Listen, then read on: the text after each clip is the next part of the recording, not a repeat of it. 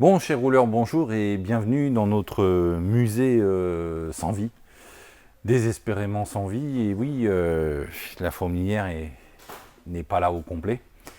Donc il y en a qui rentrent lundi prochain, donc ça va redonner un peu de vie, mais il y en a d'autres qui vont partir, donc de toute façon ça va s'équilibrer. Mais vous l'aurez compris, pas de Week Story toutes les semaines parce que pas suffisamment de contenu pour vous les montrer. Puis le petit jeune à la caméra, il n'est pas non plus là toutes les semaines, il prend aussi des vacances. Donc ce qui fait que voilà, on peut pas dire que ce soit d'une grande très dynamique quoi, on va dire très vif. Donc voilà, ah bah si il y a quelqu'un, dis donc, ça va? Ça me rassure, il y a quand même quelqu'un dans la boîte. Ah bah oui, elle est pas partie. Voilà, en tout cas, en route pour la Week Story numéro 86. Ouais, je sais même plus le numéro tellement qu'on n'en fait pas assez. Non, t'es contente ou pas? C'est quand la centième? La centième? On fait la fête? On fait la fête pour la centième. On peut voir un truc de ouf. En 86, tu vois, ça devrait faire dans 14 semaines, quoi. Ah, il n'y en aura pas non plus la semaine prochaine, c'est ça? Parce que t'es pas là. Voilà, donc une Week Story toutes les 2 semaines maintenant. Il sert à quoi lui? Ah, rien. Ah, pas grand chose là. Non. Ouais, c'est le début de la fin, je crois. Vivement qu'on en a un nouveau. Ouais. On va le débarrasser. Ouais. Un tout frais, tout neuf. Ouais, j'essaye de le faire craquer, hein. Pourtant je le secoue. Ah bon? Ouais, Ah bah non, ça marche pas. Hein. Non, j'y arrive pas. Hein. Pourtant je le secoue. Hein. Donc bah vas-y, dis-le, en route pour la Week Story. 86. Ah, tu le fais mieux que moi. Ouais. Ouais, bon.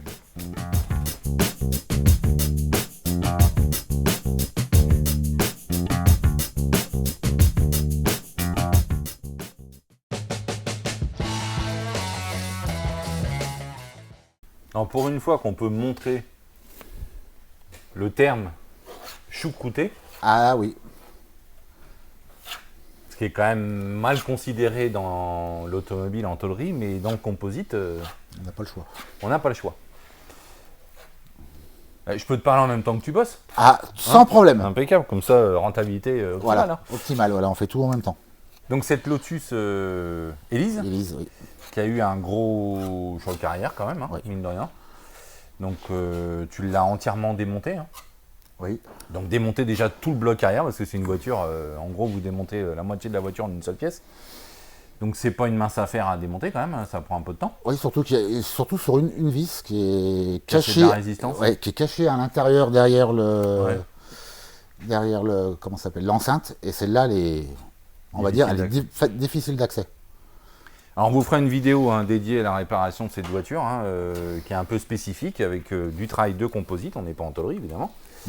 Mais le choc hein, a fait que... Alors on retrouve des blocs hein, refabriqués, mais qui ne se montent pas toujours très bien, qui ont des problèmes de dimensionnement, de détourage de pièces, enfin bon, on a préféré conserver la carrosserie d'origine, puis c'est meilleur pour la cote de la voiture. Donc on a sauvé au maximum ce bloc, donc démontage intégral, ce qui fait que toutes les doublures techniques intérieures en aluminium avec les tôles par chaleur et tout sont fortement abîmées, endommagées, déformées. Alors certaines vont être réparées, d'autres fabriquées. C'est ça. C'est ça qu'on va Ou faire. refabriquer. Il y en a certaines qu'on peut peut-être trouver. Alors on est en recherche. On est en recherche, c'est peut-être trouvé, mais là c'est... Alors comme on est en recherche, un petit appel d'un feu arrière. D'un feu arrière et le Très pare-feu, compliqué à trouver. voilà, et le pare-feu de l'échappement. Par chaleur de l'échappement. Ouais. Donc ça fait partie des pièces aujourd'hui qu'on ne retrouve pas.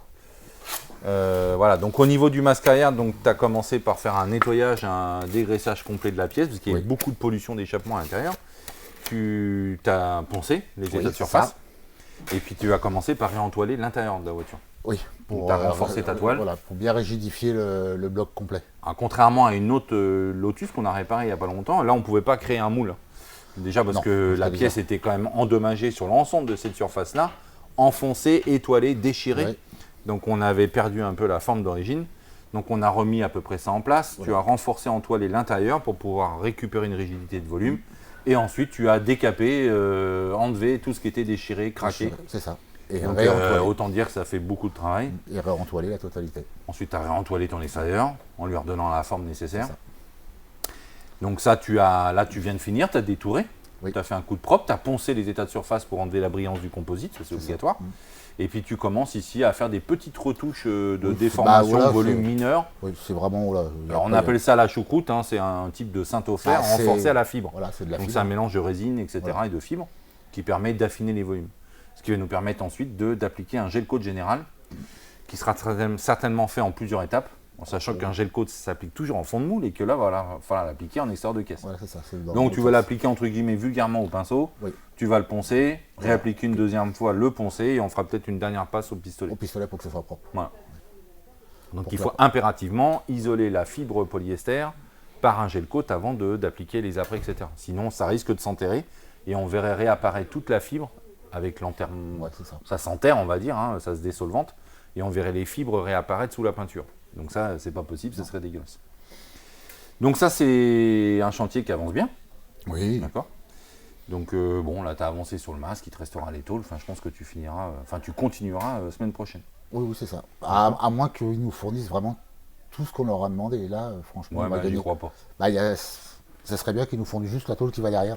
Ouais. Ça serait l'idéal. Bah, si on la Sinon, fabrique, on la elle ne va pas être refabriquée de la même façon, en tout cas avec la même matière, Oui. et on ne pourra pas ça. Donc, il faudra peut-être faire une tôle en alu avec un pare-chaleur par-dessus, plutôt flexible, mais C'est ça. qui sera collé sur la partie rigide. Ok, toi, tu as fait? J'ai fait aussi le jointage et les sous-bassements de la 205. Oui, exact. Oui. Gros boulot sur notre 205 GTI. Mhm. Très belle restauration intégrale au châssis.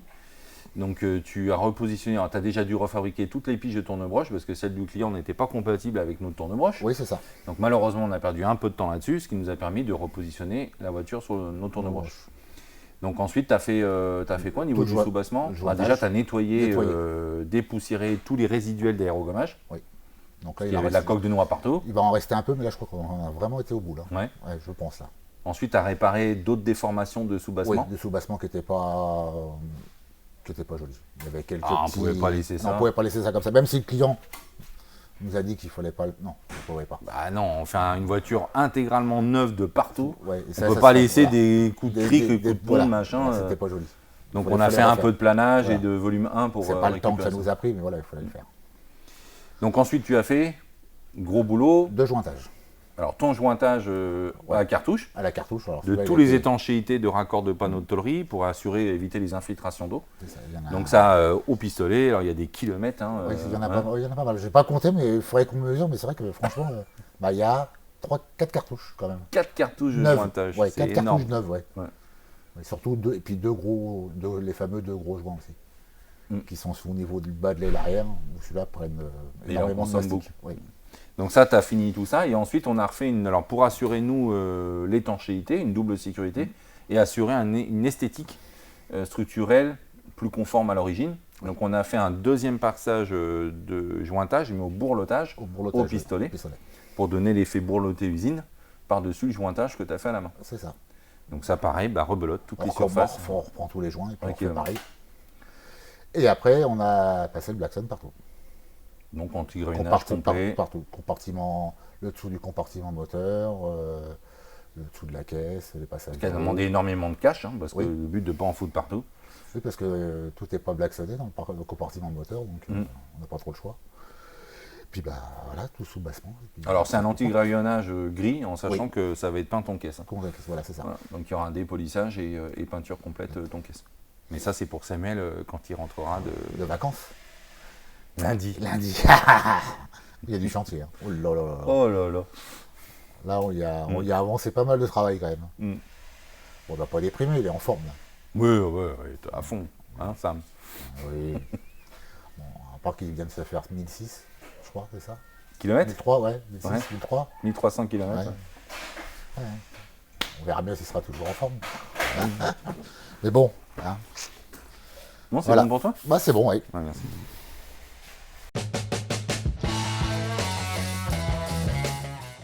Mais non, là je redémonte pas. C'est à sa place. Hein. Donc ça, grosse avancée là-dessus sur notre Bentley Derby Sport Saloon. Les deux traverses arrière au niveau des passages roues qui étaient repartis chez SNC Mercadier. Parce qu'on avait des défauts d'alignement avec la structure, mais c'est normal, ils n'ont pas le châssis, donc il a fallu refaire un gabarit. Ils nous ont refait les deux pièces. Et donc tu as pu tout remettre en place, réassembler, virer tes étais de maintien de pavillon. Et on a toujours, maintenant, tout est en place définitivement, Voilà, ça ne bouge plus. La porte ferme, quoi. La porte ferme, on n'a plus de soucis. Donc tu as remonté l'intégralité de ta structure boiserie avec toutes tes platines de raccord, etc. Là, tu es en train de t'amuser à faire un traitement peinture Ouais, c'est une peinture. Hein. Ouais. C'est une peinture, des peintures spéciales qui ferment les pores du bois à base de résine. Donc ça, c'est pour isoler toute la structure bois avant de remettre la peau dessus. Donc ça, bon, l'arrière, on en saura plus la semaine prochaine, parce que là, tu fais le traitement pour pouvoir gérer la tôlerie de ton masque et de tes ailes. Mais sur la voiture, tu as fait énormément de choses. C'est tout le remontage à blanc des acacillages, en sachant que nous, on l'avait reçu semi-démonté, la voiture, avec beaucoup de pièces qui avaient été chromées, emballées, etc. Donc l'idée, c'était de faire un remontage global. Donc tu as commencé par équiper tes portes, tes mécanismes, tes verrouillages. Ouais, parce que ça, il faut toujours qu'on regarde si on a toute la petite serrurerie, les poignées, les loquets, ce genre de choses. Si on les a pas, il faut aussi prendre assez tôt parce que ça peut mettre du temps à trouver ou à faire refaire. Donc voilà. Tu as monté même les cadres de finition en bois. Les cadres de finition, ouais, vérifier que tout se monte bien. Ouais, tout se monte et correctement. tout est complet. Et tout est complet. Il y a juste une poignée de la vitre qui est différente des autres, donc il va falloir trouver quelque chose pour faire ça. Tu as des rosaces de finition pour les poignées et les vitres? Ouais, elles tu sont les dans as la toutes boîte. Elles sont dans la boîte. Ok. Donc ça, c'est une bonne chose au niveau des portes avec les vitres, hein, tout. Les vitres fonctionnent et tout. Ouais. C'est quand même génial, 1935. Ensuite, tu as rééquipé tout ton bloc avant. Ouais, enfin tout. Il manque les phares et la calandre, mais j'ai rééquipé les phares et les volets de calandre. Ouais. Parce que là, tu as remonté tes supports de phare, tes pare-chocs, support du troisième feu. Ouais, retrouver un peu où vont toutes les pièces qu'on a eu en boîte, quoi. Donc, et là, on a des petits soucis parce que tout n'est pas complet. Non, il y a des choses qu'on ne retrouve pas, il manque des choses au niveau des optiques. Ouais, il manque tous les petits axes, les écrous, ce genre de choses pour tout réassembler. Ça, j'ai plus rien. Et il manque des pièces aussi pour réassembler les volets de calandre. Donc, là, je sais pas par cœur comment c'était fait, donc il faut que je retrouve déjà un éclaté de ce à quoi ça pouvait ressembler. Et puis voir ce qu'on peut faire. Donc ça fait perdre énormément de temps quand on reçoit un véhicule en pièces détachées. Surtout qu'apparemment, ça fait au moins 10 ans que ça a été traité. Au moins. Moi, j'ai des journaux qui datent de 91. 91 et tout, donc je sais. Bon, des fois, ils stockent des vieux journaux, des fois, ça peut arriver. Mais on sait que ça fait très longtemps. Et ça a été fait en plus, je ne sais plus, en Belgique ou je ne sais plus où. Donc, on n'a pas les données. Donc il nous en manque pas mal. Donc là, le fait de devoir tout remonter à blanc, de ne pas avoir les pièces complètes, de faire des rechets, etc., tout ça, le compteur tourne, hein, ça défile à toute berzingue. Donc bon, j'espère que ça va le faire parce que ça serait dommage pour pouvoir tout rééquiper. On trouvera la solution. Tu as retrouvé la tôle de devant, non? Tu n'as pas cherché? Non, je ne l'ai pas. Tu as reçu ta boiserie, tu t'es mis à fond sur la boiserie. Ouais. Donc voilà, il y a déjà, je crois qu'il y a une semaine déjà de pointer sur le montage à blanc complet de la voiture. Une semaine et demie même. Et elle n'est pas remontée entièrement. Non. Mais on a déjà une liste de tout ce qui nous manque, potentiellement. Parce qu'en même temps qu'il faut remonter, s'il y a quelque chose à modifier d'un point de vue tôlerie, il faut le faire tout de suite, quoi. C'est le moment. Comme ça, on n'y revient plus. Donc toi, c'est tout pour cette semaine. Bon, Bentley à donf.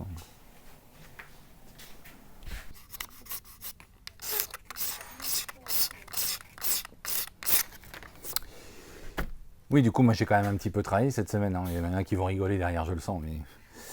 Mais voilà, je me suis occupé des boiseries de la BMW 2008 CS. On a des gros problèmes de plaquage et de supports multiples qui ont été entièrement délaminés. Donc j'ai dû faire tous les renforts de rencollage pour récupérer la courbe existante.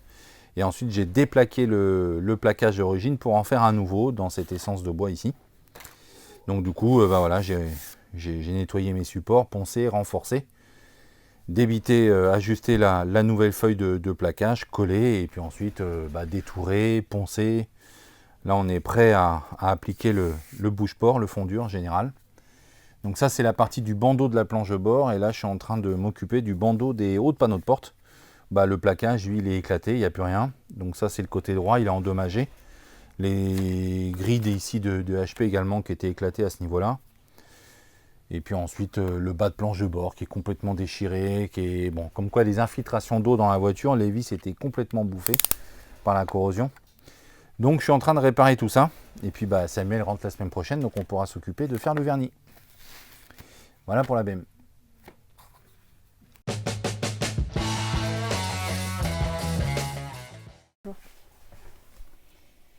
Ah vache.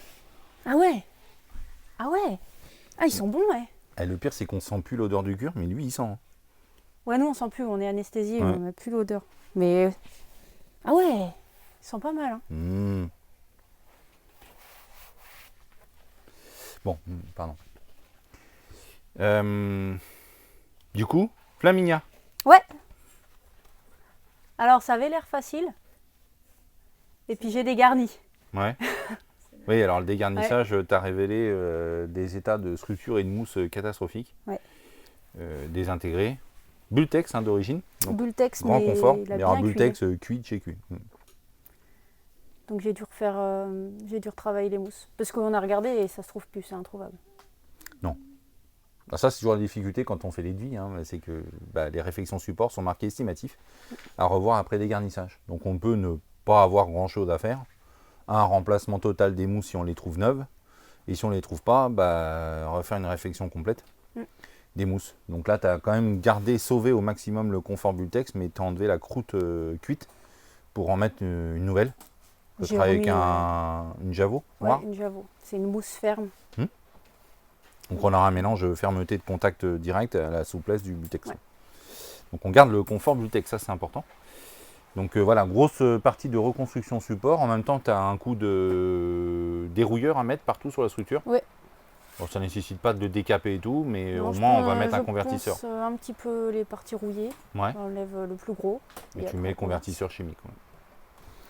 Donc là, tu es en début de confection, tu es sur ta banquette arrière. Oui. Donc tu es sur le plateau. Hein.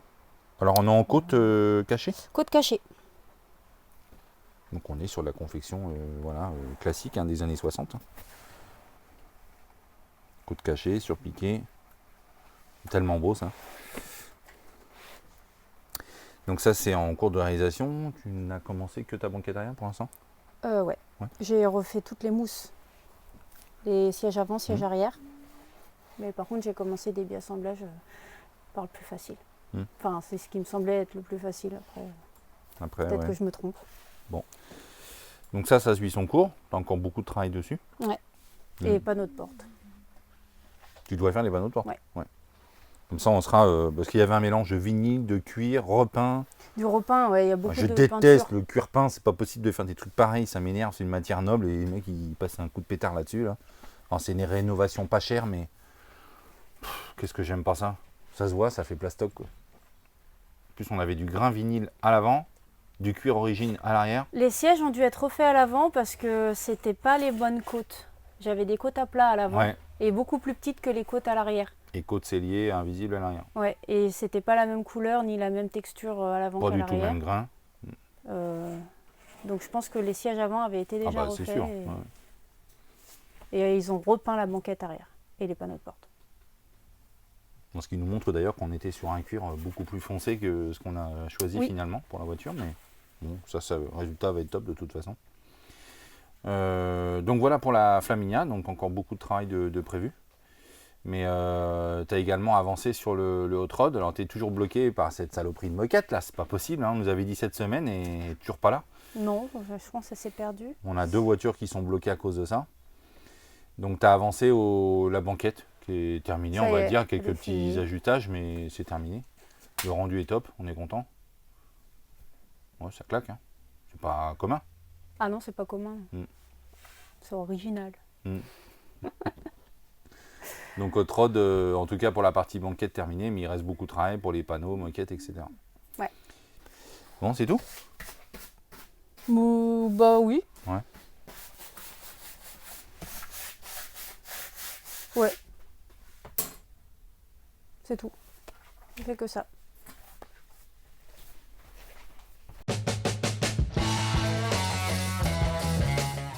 Après, où tu faumes ton plateau, où tu faumes ton support, mais en tout cas en laissant la partie vidée là. Peut-être mieux faumer le support, plateau. je pense, non? Je sais pas. Là, il va falloir que je détermine le péri. Ouais. Tu comprends? Tu comprends? Tu lis dans mes pensées? Hmm. Ça risque d'être compliqué, non? Ouais. Donc Parce qu'après, il faut que je rajoute de la tension. tu Au vois pire, l'un non, l'autre. tu sais quoi? Je le décale à plat, le reste de ma coiffe. Je lui donne déjà cette forme-là. Je l'assemble, et voilà. Ouais, on va faire ça comme ça. Alors nous, on se comprend. Ouais, nous, on se comprend, ne vous inquiétez pas. Vous avez aucune chance de comprendre quoi que ce soit. Mais sinon, l'esprit est là. Ça me- Ok. Bon, top, Ok. Opel GT. Opel GT, ouais. Ça y est, je suis sur les panneaux. Parce que là, maintenant, on n'attend plus que toi, parce que la voiture, elle a quand même sacrément avancé. Elle va quitter mon showroom, là, pour aller au redémarrage mécanique. Ouais. Donc, il va falloir finir d'habiller tout ça. Bah, il y a Donc déjà là, les sièges après, alors déjà. les sièges, ouais, superbe Bon, là, siège. on en Là. voit un. Donc, on a ici une nouvelle collection de cuir. Ouais. Satisfait ou pas? Moi, je suis satisfait en rendu. Il est pas mal à travailler, ouais. Il a un Il est toucher souple. de dingue, une belle souplesse. Ouais, Par contre, il est pas traité, il faut le traiter. Ouais, ça, c'est bizarre. Ouais. Bon, traiter des UV, donc ça a été fait, tu as fait un traitement UV. UV et puis... Étanchéité. voilà. Comme ça, on... Donc nous, ce qu'on aime, hein, c'est encore une fois ce côté pas trop mat, pas trop basket neuve, là. Donc ça marche bien. Ouais, il est pas mal celui-là. Les reliefs sont bien traduits et tout, franchement, c'est top. Donc les 2 sièges sont finis. Ouais. Et donc là, tu attaques les panneaux de Les porte. panneaux. Ouais. Et après, c'est bon. Oui, parce que les moquettes sont faites. Les moquettes sont faites. Et puis c'est tout. Ouais, du coup, vous avez travaillé à 2 sur la même voiture. Le tableau de bord, il est déjà remonté.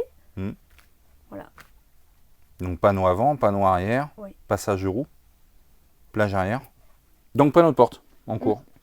Donc tu regarderas les panneaux arrière et tout, mais je sais qu'il y a des choses. Hein. Si tu as des panneaux arrière, c'est sûr, ils sont complètement gondolés, ils sont foutus. Et il me semble qu'il y a des passages de roue qui sont embarqués avec. Et tu vas voir. D'accord. Ok. Le ciel de toit est déjà fait, la moquette est faite. Voilà. Donc l'Opel GT, ça avance bien. Parce que toi, tu viens de rentrer de... Tu n'étais pas là la semaine dernière? Non. Tu viens de rentrer de... De Bretagne. Où il y avait le même temps. Ah, t'aurais mieux fait. Ah oui, t'étais parti faire du bénévolat, je sais pas quoi. Distribuer des bières. Tu sais, j'ai demandé pourquoi tu fais pas du bénévolat ici. Ah, parce que Ça te fait là-bas, moins de j'avais frais. des bières. concerts gratuits. Et des bières aussi. Mais les concerts, t'as elle tous les jours. Non, mais là, c'était pas pareil. C'était pas le même niveau. Là. Ah ouais, d'accord. C'était Level. international, le niveau. Ah ouais? Ah ouais? Ah, t'étais au Au Vieille Charrue. Vieille Charrue? Ouais. Donc t'as distribué de la bière au Vieille Charrue? Ouais. D'accord. C'était cool. J'imagine. Jamais fait, mais... Non, c'était cool. Je sais pas si je me vois là-bas, moi. Si? Ah, les pieds dans la gadoue et tout? Ah oui, il y a de la gadoue. J'ai dû sortir le poncho comme notre copine Virginie. Ah, c'est comme tout à sauvage l'heure. quand même. Ah ouais, c'est sauvage, ouais. Ok. C'est la Bretagne. Hein. On va dire ça comme ça. Bon, Donc voilà. Donc c'est ça. en tout cas, c'est bon pour toi. T'as de quoi montrer des rushs de siège et tout, et puis des panneaux de porte en Ça cours. avance. Hein. Voilà. Bon, bah, écoute. À la semaine prochaine.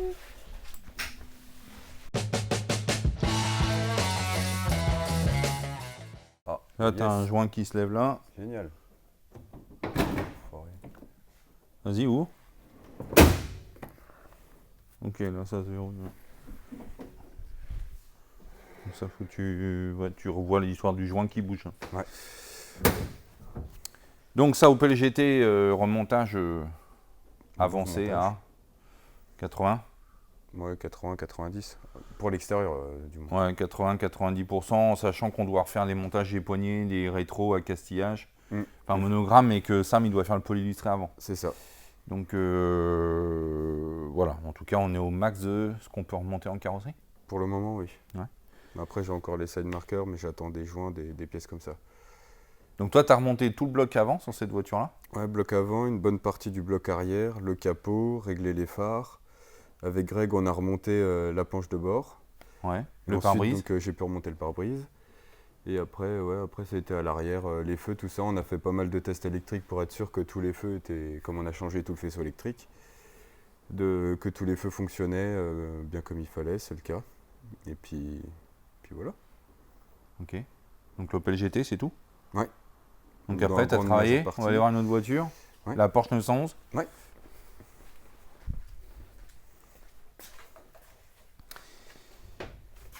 Ok, donc ça c'est notre Porsche 911 Targa Targa 69. de litresse. Mm. En cours de remontage sévère également, carrosserie. Carrosserie et électricité. Avec Ouais, toi, Greg. tu as donné un coup de main d'électricité à Grégory, on en C'est parlera ça. avec lui, mais après, Ouais. tu as fait quoi d'autre? Montage du pare-choc avant, des PC arrière, comment dire, fixation des ailes avant, du capot, un peu de tout. Là, le capot, il est avec CV1. Vers 9. Ok. Ah oui, aussi, ouais, modification du radiateur d'huile qui est dans l'aile.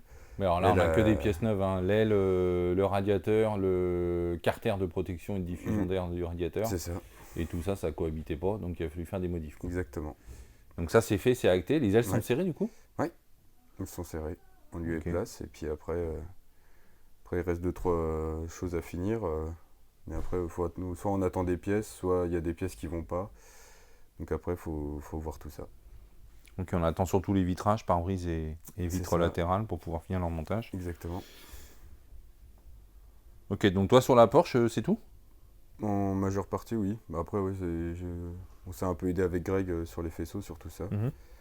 Ou on regardait aussi pour le montage du réservoir, que tout soit bien en lieu et place, que tout fonctionne comme Le ça. réservoir, il est remonté? Pour le moment, il est juste posé dedans, parce qu'on a un doute sur le passage du fil de la pompe à essence, qui est en dessous, électrique. Donc, pour le On moment, n'oublie pas la mousse de contact. Hein, c'est des déjà gens. mis, ouais. Donc Ok. ça, Et après, après, donc sur la Jaguar? Ouais. Jaguar type E. j'ai monté Alors les... ça avance petit à petit, parce qu'on est quasiment au bout du chantier, mais il nous reste toujours des petits détails. Ouais. Et là, il te manquait on a reçu là tout récemment, qu'on a attendu très longtemps, les acacillages de capote, c'est ça? Exactement, le chrome juste ici, et puis les joints de tout le pourtour. Donc ça, et puis comme ça, Pauline pourra finir la capote. Oui, parce qu'il lui reste le jonc de finition derrière à poser, finir la Exactement. capote ici. C'est ça. Et puis après, ouais, Et je vois là, ça me va pas. Ouais. Faire attention que ça soit toujours conforme, hein, donc ça faut le reprendre. Et on n'a toujours pas monté les essuie-glaces. l'essuie-glace Et les gicleurs. Exactement. Donc 2-3 petits détails encore, et puis après, une remise en route, et puis elle pourra partir. Bon, on se dépêche, hein, parce que Hmm. sinon, on n'en finit pas. Ouais. T'as pas fait que ça. Non. On a aussi travaillé sur la Porsche Boxster. Exact. Bon, Porsche Boxster, alors cette voiture, on a fait une intervention il y a quelques mois, changement de la capote. Exact. Et elle est partie en intervention chez Porsche. Ouais. Pour l'intervention sur les amortisseurs, je sais pas quoi. Mm. Et au final, on nous a un peu accusé d'avoir posé La capote n'importe comment. n'importe comment, comme des sagouins. Alors bon, c'est toujours agréable entre confrères, hein, le soutien entre Exactement. confrères est toujours au top. Hein. Donc, remise en question pour nous, on a cherché la petite bête et on a également un problème depuis le départ, le client nous le signale, d'infiltration d'eau importante avec une condensation, etc. Alors, il faut bien comprendre que les kits capotes, hein, donc on n'est pas sur de la capote dite Porsche origine, on est sur des capotes qui sont déjà confectionnées, surtout sur des véhicules modernes comme ça. Il n'y a aucune confection à faire. Donc en fait, on dégarnit la vieille capote, on remet en lieu et place la nouvelle capote. On doit juste coller sur la traverse avant. On ne remet en aucun cas en cause la structure d'origine, les étanchéités d'origine, les joints, etc. On n'y touche pas. Donc ça ne peut que aller. À moins qu'on la colle à l'envers, la lunette devant ou de travers. On fait toujours nos repères Y0, axe véhicule. Et ensuite, on répartit les garnissages. On a les repères pour la tension des armatures. Tout. Il n'y a pas d'erreur possible. Donc ça, il faut vraiment comprendre que se décharger comme ça sur le confrère qui est intervenu précédemment, c'est pas d'une très grande élégance. Alors, on ne sait pas ce qui se passe. Manifestement, quand même, tu as fait un gros diagnostic sur cette voiture. Ouais. Donc, on avait un dysfonctionnement du châssis capote qui fonctionnait carrément plus. Ouais, on Sorti de entendait chez un Porsche. gros Alors, je sais claquement. pas, je sais pas pourquoi, mais bon.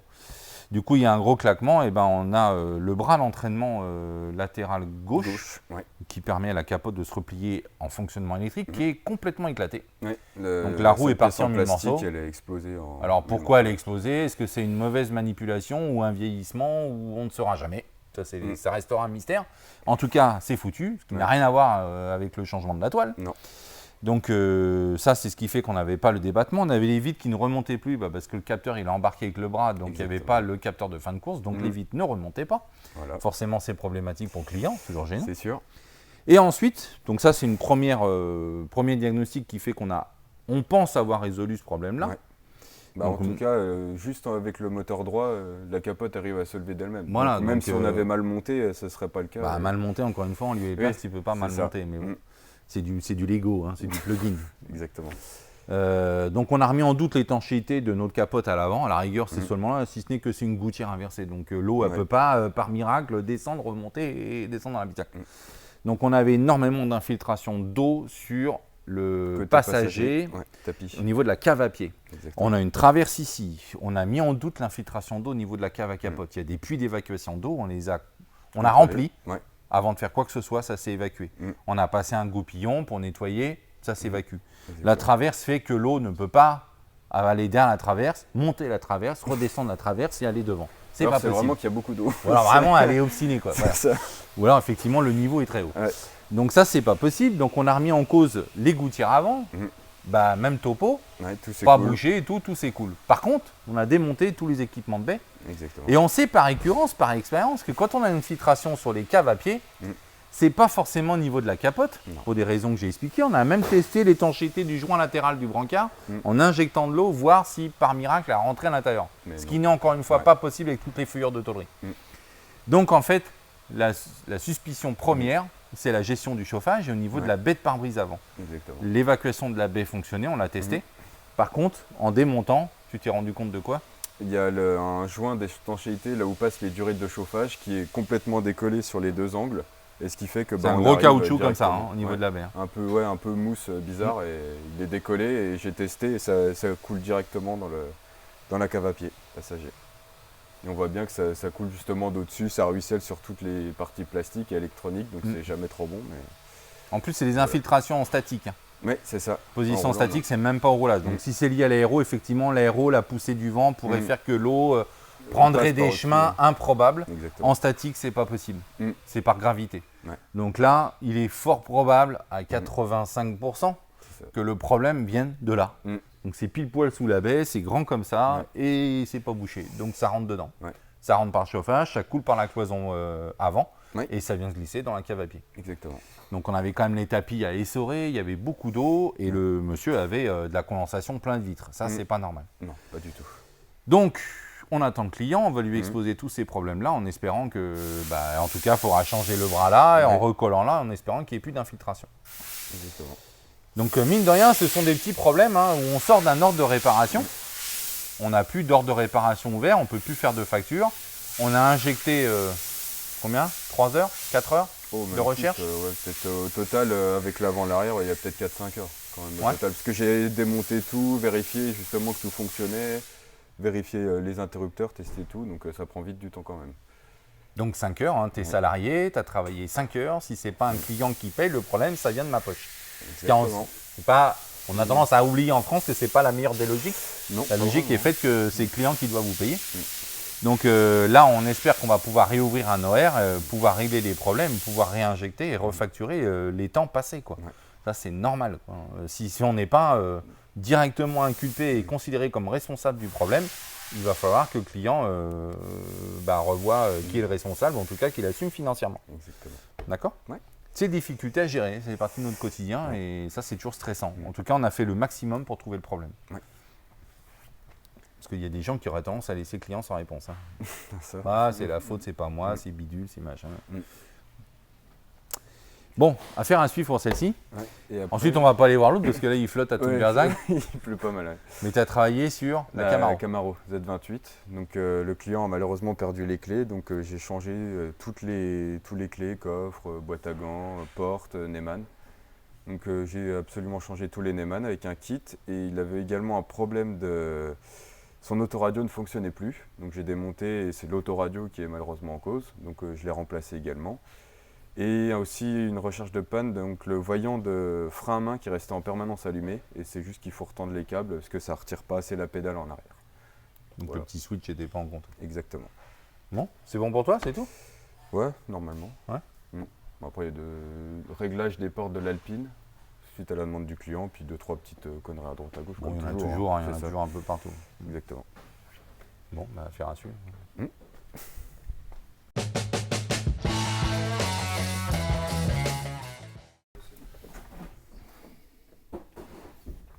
Tu as même remis les caches et tout sur les porte-fusibles. Oui, oui.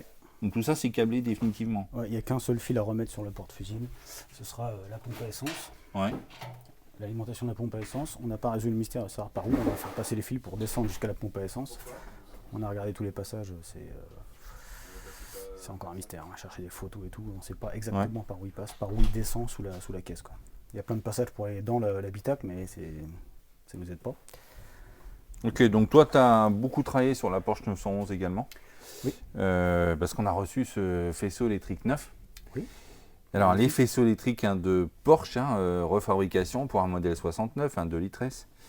Bon, déjà, on a eu 8 semaines de délai de commande, ce qui est déjà très performant. Merci aux fournisseurs, on était pressés. Donc c'est vrai qu'en temps de pro, ils ont tendance à nous servir peut-être un peu plus rapidement que pour le particulier. Un faisceau électrique, c'est une somme colossale au niveau investissement. Donc c'est plusieurs milliers d'euros. Je ne donnerai pas la somme exacte, mais ça va très très vite. Ça coûte très cher. Par contre, faisceau de grande qualité. Faisceau d'origine. Tout est répertorié, tout est au code couleur d'origine. Tu as juste à suivre le schéma électrique ensuite. Ouais. Retrouver certains repères parce que rien n'est repéré. On a les codes couleurs de fil, mais pas les repères de branchement ou de connexion au niveau des prises multiples, par exemple. La grosse difficulté en fait sur la Porsche, c'est qu'on a toute une partie du faisceau qui va du compartiment moteur jusqu'au compartiment avant et qui passe par le tunnel central. Donc ça demande un petit peu de doigté pour passer tout ça correctement, le caler correctement pour pouvoir le connecter aux divers éléments, que ce soit le frein à main, que ce soit l'instrumentation. Et pareil pour le câble de batterie, parce qu'on a 2 batteries à l'avant, mais on va au démarreur derrière, donc tout repasse à l'intérieur. Et bien passer le faisceau en fait à chaque endroit pour pas gêner après le montage des éléments d'habillage, etc. Et à chaque fois, il faut, comme le véhicule a été entièrement repeint, Ouais. il faut redécaper, traiter points de toutes les masse, portées ouais. de masse. Il faut également traiter tous les branchements, les broches de raccordement électrique, des équipements électriques d'origine, qui n'ont pas forcément tous été restaurés, donc les compteurs, etc. Il faut nettoyer tous les raccords. Donc c'est un travail de longue haleine, c'est un travail méticuleux, il faut travailler au calme, c'est pour ça qu'on travaille toujours dans les box fermés, avec le schéma, et on sait qu'on a au bas mot 40, 50, 60 heures de travail pour pouvoir rééquiper intégralement un véhicule en électricité. Donc ça prend du temps. Alors la difficulté, c'est effectivement de prendre le temps de repérer correctement les choses pour ne pas se tromper, parce qu'une fois qu'on a l'habillage qui vient dessus, c'est fini, c'est plus le moment de tout déshabiller pour reconnecter, donc il faut que ce soit parfait dès le premier coup. Là, on a mis en priorité justement le raccordement, le passage de tout faisceau électrique, parce qu'on attend d'urgence ces moquettes qui n'arrivent pas. Mais les filles ensuite doivent rééquiper les habillages intérieurs, donc on n'aura plus aucun passage possible. Exactement. J'ai remonté également la colonne de direction avec le support volant et les commodos, les premières commandes d'éclairage, etc. qui vont sur le tableau de bord, qu'il faut monter avant l'habillage aussi, qu'il faut mettre en place. Et c'est pas simple. Tu as travaillé également au niveau de ton... C'était quoi? Pas le pédalier? Oui, au niveau du pédalier, connecter tout ce qui est contacteur de stop, etc. Mettre tous les contacteurs d'ouvrant pour l'éclairage intérieur. L'éclairage intérieur également sur l'arceau, puisque c'est une Targa. Enfin voilà, plein de choses.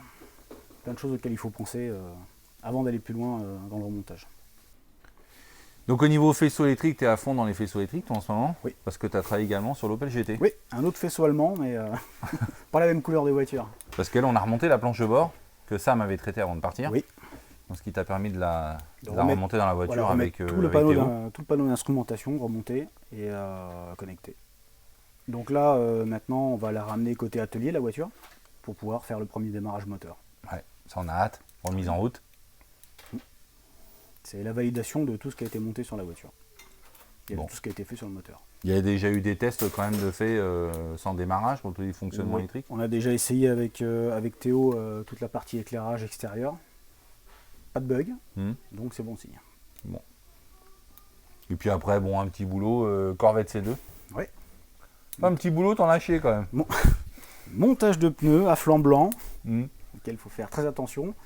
C'est des roues particulières parce qu'il y a un enjoliveur qui est particulier, donc l'équilibrage c'est particulier aussi sur les roues.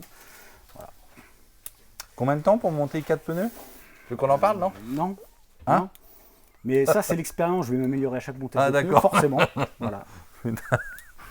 Mais bon, comme quoi on dit tiens, c'est un truc facile, on va monter des pneus, on n'en parle plus quoi. Les clients attendaient là en plus en même temps. Hein. Je me dis, qu'est-ce qu'il fait ma voiture?